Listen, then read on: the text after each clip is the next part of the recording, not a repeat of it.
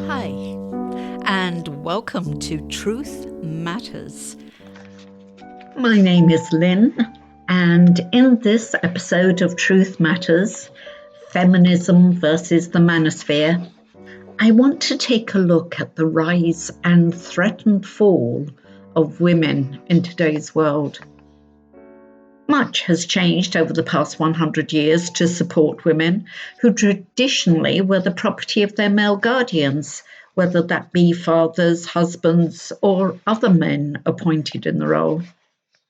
The passing of suffrage for most women from the 1920s onwards brought them into the limelight.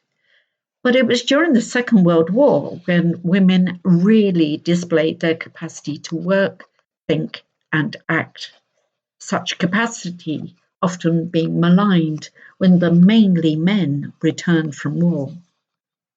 Then followed the 1950s when a woman's place was back in the home, awaiting with full makeup and dinner on the table for the return of the man from his day's work.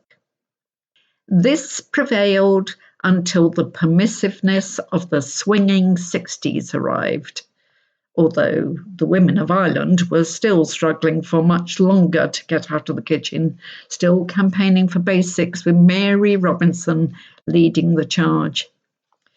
But feminism became a rally cry by 1970 with the often controversial but thought-provoking German Greer's The Female Eunuch heralding the way. Yet there was still much opposition in the early 1980s. Thinking about Ireland, like many young graduates, we were at the beginning of development in many aspects of commerce. And it was up to the brash 20-somethings to be the pioneers. And I, as first female chair of a professional institute, was considered a globe-trotting businesswoman. Yet everyday life often put me in my place, so to speak. I wanted to open an account at the ritzy Cash's department store in Cork, only to be told by the supercilious male accountants that my application had to be countersigned by my husband. I had no husband. My father, then. He was living on a different continent. A brother. I didn't have a brother. Any man, then. I eventually got my bank manager to countersign my application, which was considered acceptable, but I then refused to take up the account. It was preposterous, but a reflection of the way of the world of that time.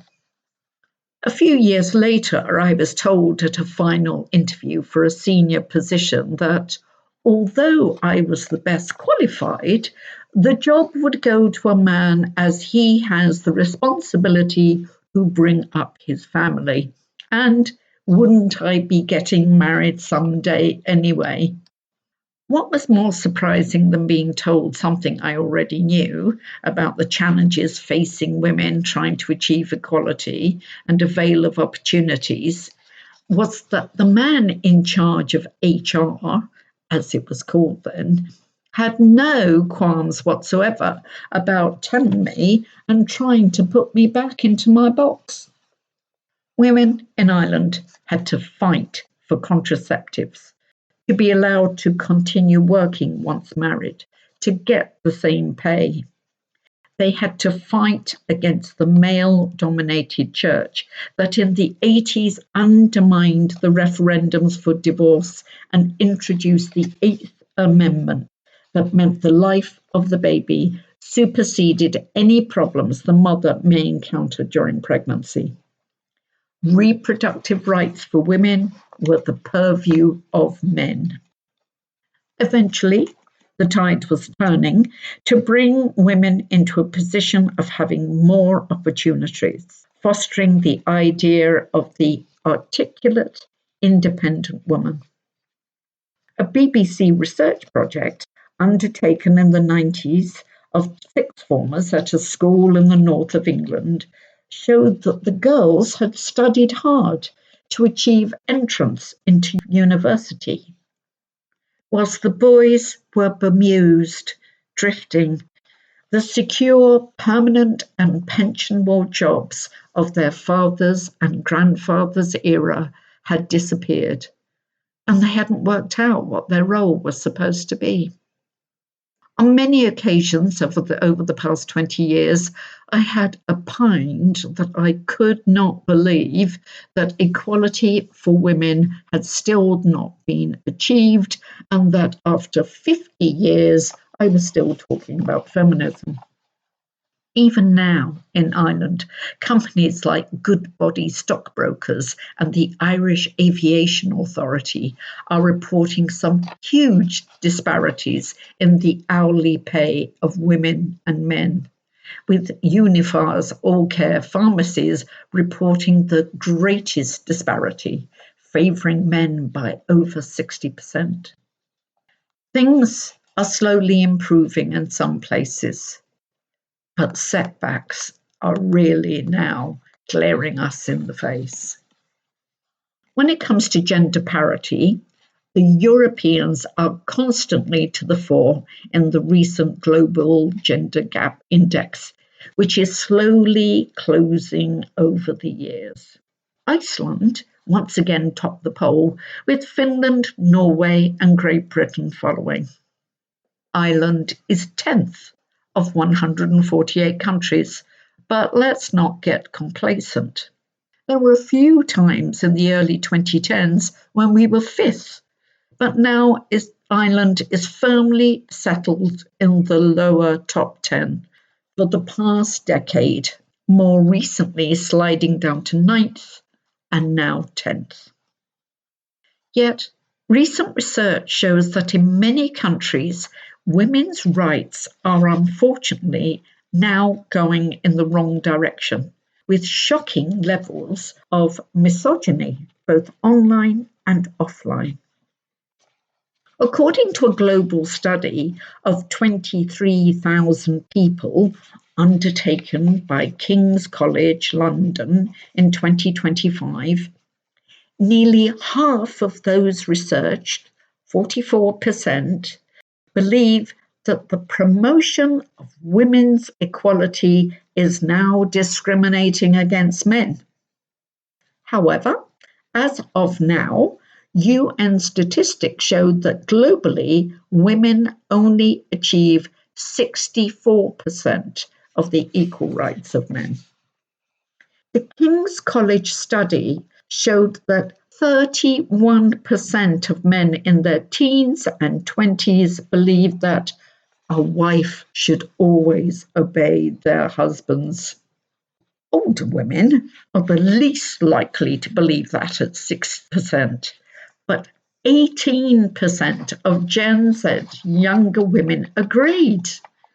This is an extraordinary outlook for younger women to hold. So what has caused it?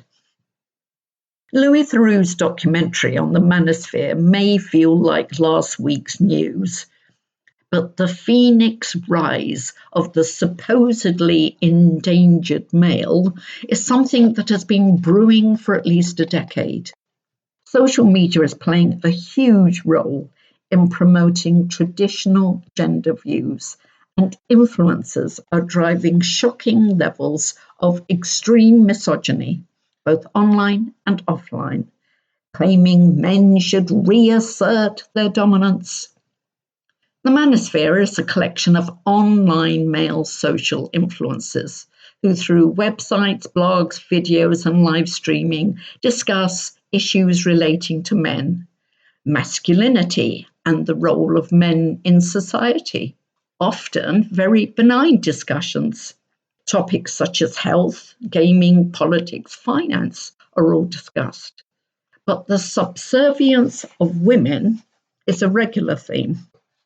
These influencers are persuading particularly young boys, frequently framing them as victims of Me Too and the gender equality movements, looking to reassert their dominance, helped by the algorithms dispersing these views. Extreme forms include incels, a whole army of involuntary celibates, whose goal it is to lord it over a subservient woman referred to as slayables or foids, that's female humanoids, often claiming women are to blame for a man's lack of sexual encounters. This is toxic masculinity, a world lorded over by Andrew Tate and friends, and the influence they have on their followers and the riches it brings them. On the more extreme end of the spectrum, some are promoting looks maxing and bone smashing, attempting to remodel their faces by bashing them with a hammer for a more desperate Dan chin.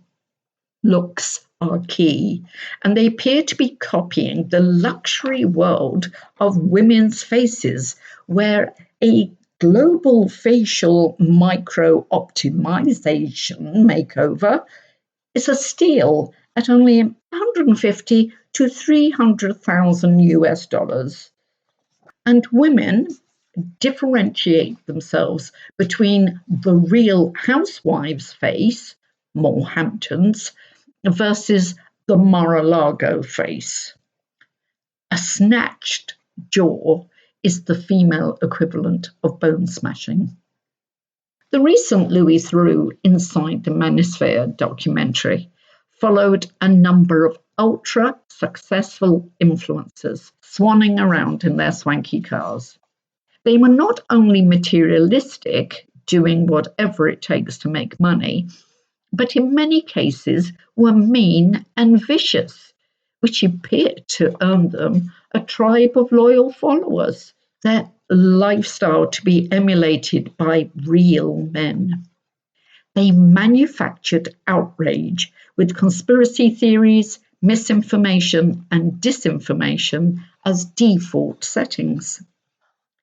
Their frequent message was that women harm the world, and they seemed to be anti-everything: anti-feminism, anti-gay, anti-trans, anti-Semitic.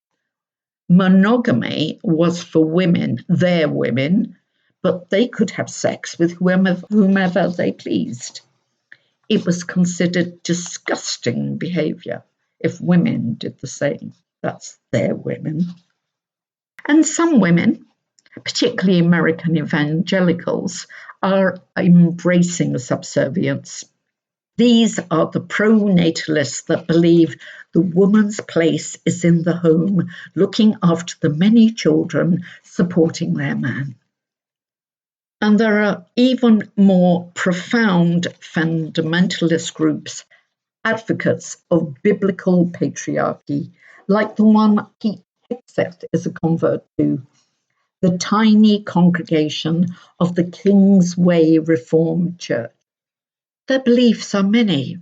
Some are: 1. America should be a theocracy of white Christians, preferably Protestant. 2. Feminism is weird, and all women's rights and independence should be rolled back. This is based on the New Testament book of Ephesians, chapter 5, instructing wives to submit to husbands as they do to the Lord, which most scholars believe has been misinterpreted. 3. Women should abandon voting. They don't have the capacity for it, according to their doctrine. And there should be one vote per household, and that vote should be the man of the household. It's also a patriarchal society where women should be led by a firm hand, even encouraging men to discipline their wives harshly. I was wondering if these women had secretly embraced the idea of dominance and physical abuse as meted out by 50 Shades of Grey all those years ago, and were living out their fantasy life as the subjugated woman, obedience being everything. Lydia Miria Child, an American feminist, abolitionist, and author, wrote in 1877. The civilization of any country may always be measured by the degree of equality between men and women, and society will never come truly to order until there is a perfect equality and co-partnership between them in every department of human life. After so much progress, are we now seeing the emergence of less civilized countries? Certainly, there is disorder in the world. So this is Lynn, signing off with the latest episode in the Environment and Justice Matters series of Truth Matters. Thank you for listening, and until the next time.